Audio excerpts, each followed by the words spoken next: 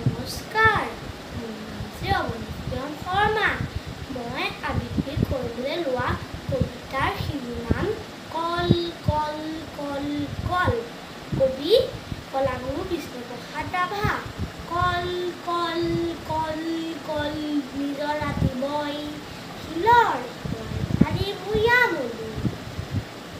জোৰ জোৰ জোৰ জোৰ বৈছে মলৈ, সুনীল গগন ধৰি দিগন্তলৈ।